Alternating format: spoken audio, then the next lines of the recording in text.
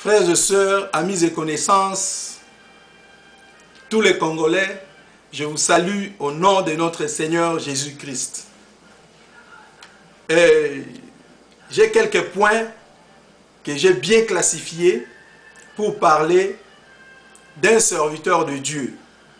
Mais cependant, je vais vous exhorter un peu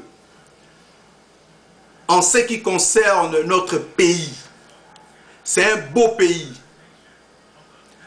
Nous ne pouvons pas rester dans le pays comme nous sommes dans le pays développé sans pourtant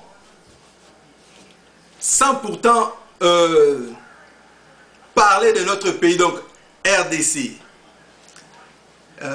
Donc nous devons savoir que nous sommes des parvenants. Nous venons d'un pays très riche. Cependant, dans notre pays, il y a les gens qui souffrent extrêmement. C'est ainsi que je vous ai dit, je vais un peu parler, parce que j'ai bien classifié cela, je vais un peu parler des caractéristiques d'un vrai serviteur de Dieu. Nous ne pouvons pas vraiment croiser les bras. Nous ne pouvons pas vraiment être silencieux. Nous ne pouvons pas vraiment voir nos frères et sœurs en train de souffrir, d'être tués, d'être maltraités, de vivre le misère sans pour autant prier.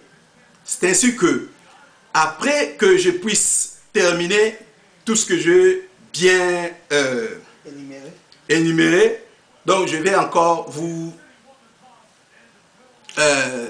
je vais vous laisser le temps de suivre les vidéos que nous avons pris le vendredi. Donc c'était le samedi 19 novembre 2011, ici aux États-Unis. Bon, j'aimerais encore dire ceci, parce que la diaspora congolaise en Europe a quand même bougé le monde. C'est ainsi que nous avons vu, même les Européens, même les Occidentaux, ont quand même donné un peu de poids dans notre problème. Mais je n'entrerai pas vraiment dans la profondeur, mais tout ce que j'aimerais, je vais vous dire les tâches que le serviteur de Dieu n'ont pas voulu prendre au sérieux. Ce sont des tâches que si les serviteurs de Dieu se mettaient vraiment dans ces problèmes de notre pays, je crois que nous y serions plus loin.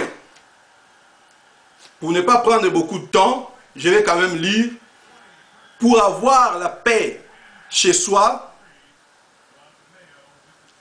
c'est ainsi que j'ai intitulé ceci, pour avoir la paix chez soi. Un vrai serviteur de Dieu doit passer par un processus.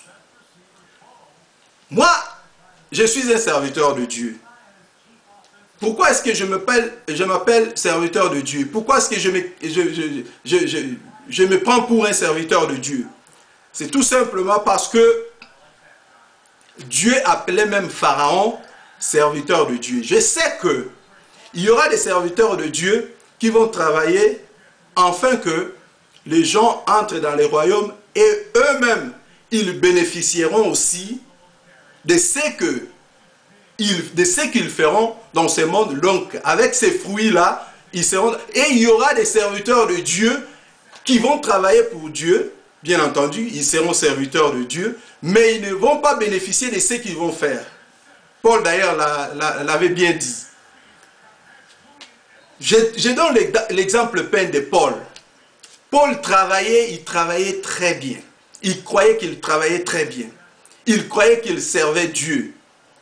Mais nous avons vu que il y avait tout un processus que Paul devait passer par là pour devenir un véritable serviteur de Dieu. Un vrai serviteur de Dieu ne peut pas être corruptible. Si je parle de ceci, donc je veux bien dire, tout ce que nous voyons dans notre pays, le Congo, c'est inacceptable.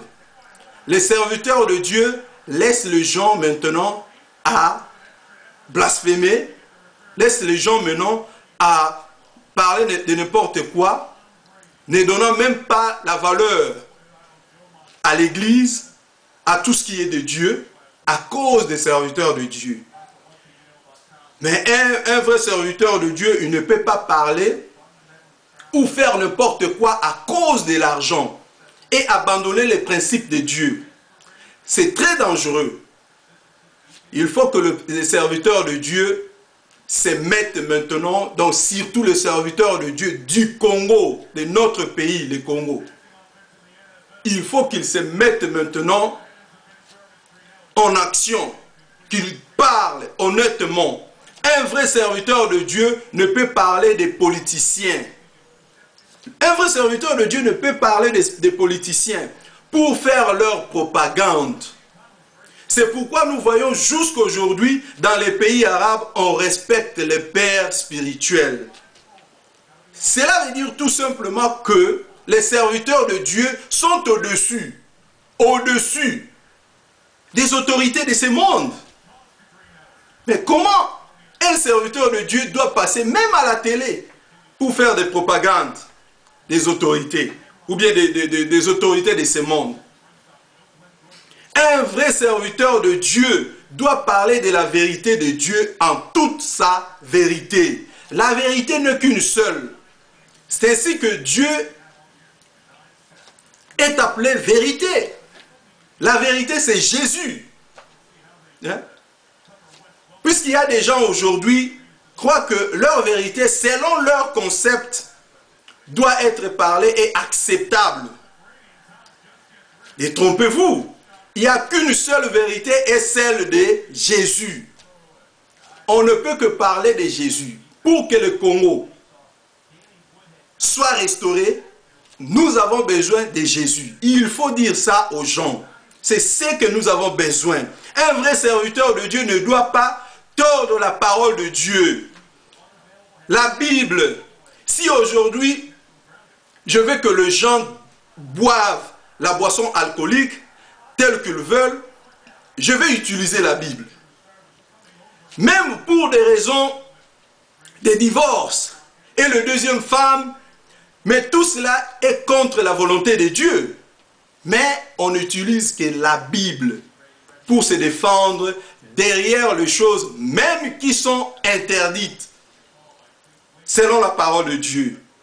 Un vrai serviteur de Dieu doit d'abord aimer Dieu et son épouse, s'il est bien attendu, marié, et sa nation, puisqu'il y a une grande responsabilité d'abord vis-à-vis de Dieu, de ses serviteurs de Dieu bien entendu, après pour sa femme et la nation qu'il va mener à Dieu, qu'il va amener à Dieu.